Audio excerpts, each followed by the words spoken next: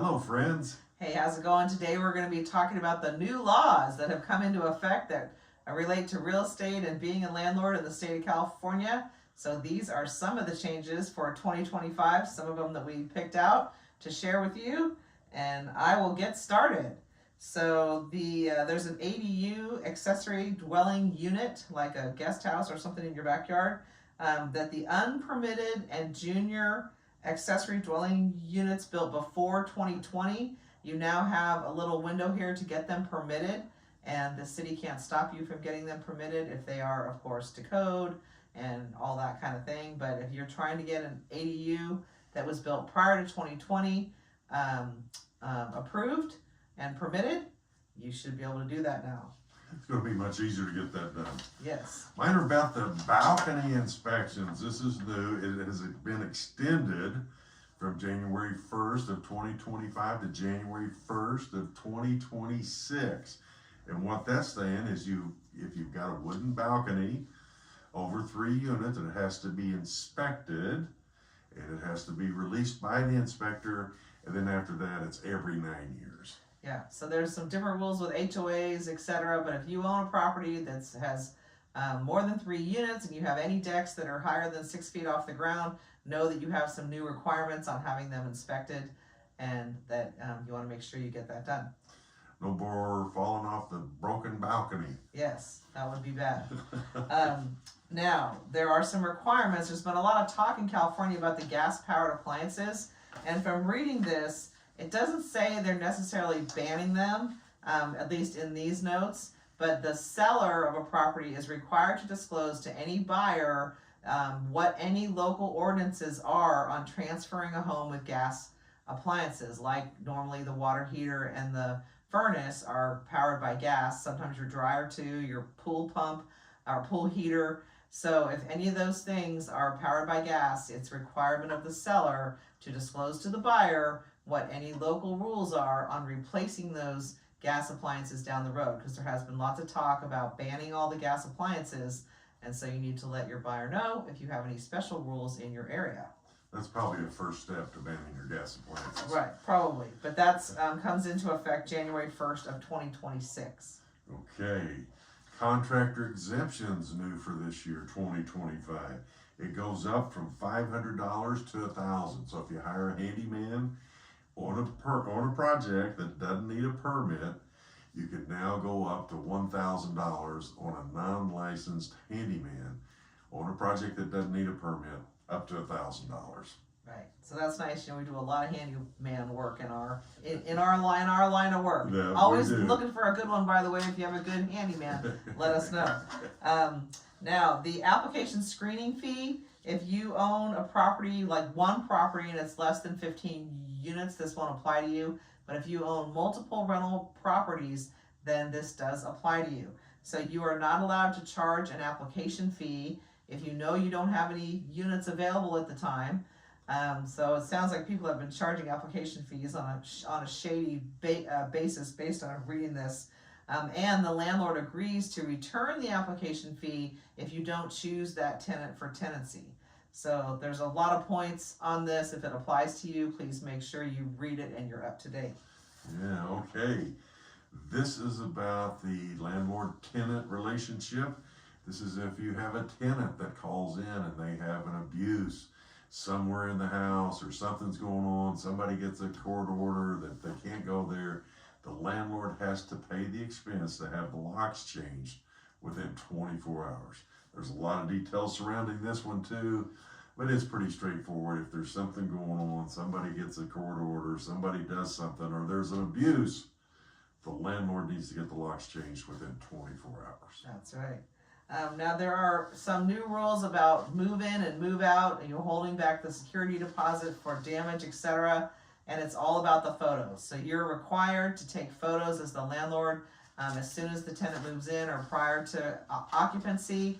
You have to have photos of everything. And then when a tenant moves out, you have to have photos of everything. And if you're going to charge a tenant for anything against their security deposit, you need to have photos before and photos after the repair has been done, and the detailed invoices of what has been done, and all that needs to be provided to the tenant. So make sure you are documenting the condition of your property, and any repairs that get done have to be documented. So keep your phone handy and pictures before and after. Yeah, it seems like it would be a pretty easy one. Everybody's got a camera on their phone these days. Snap, snap, snap, in and out.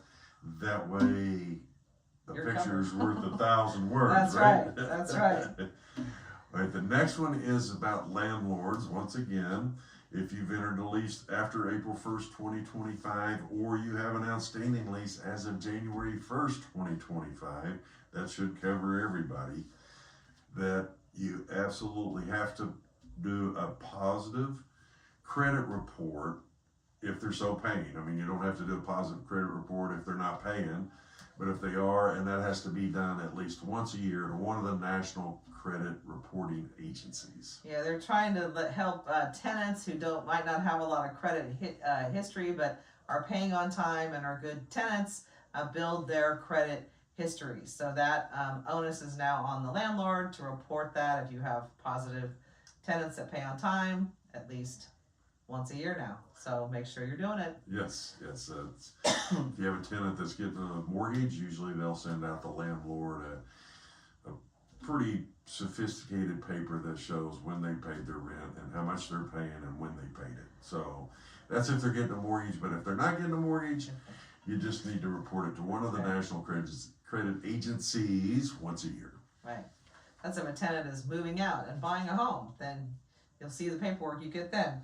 So now, swimming pool rules. If you have a swimming pool or a spa in your backyard, there are some rules around what safety measures you need to have in place, and they have changed that this year. You needed to have one of the 5 safety items installed around your pool or spa. They have increased that you have to have 2 of the 7.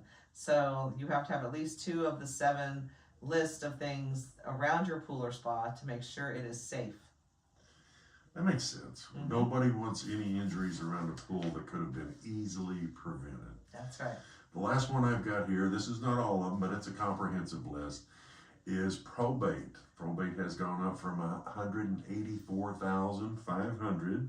They've raised that to $750,000. So if you've got an estate that's $750,000 or less, it doesn't have to be probated. So that's good news for the smaller estates. It seems like the price of probation or probate, probate is probation. It's getting more in tune because everybody that had an estate over $184,500 were automatically forced into probate. Now that number has moved to $750,000.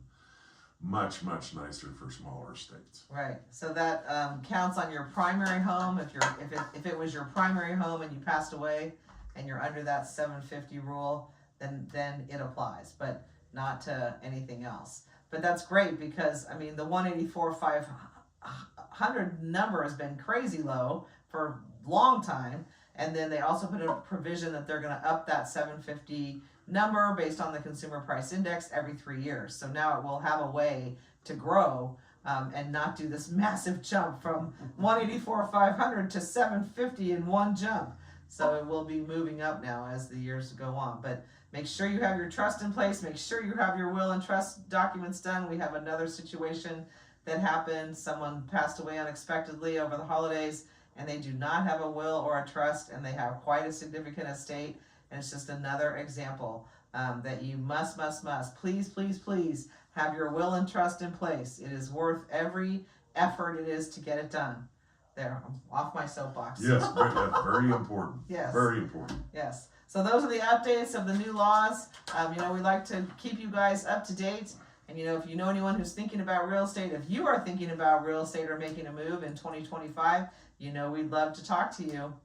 GaryandLisa.com. Your Real Estate Edge.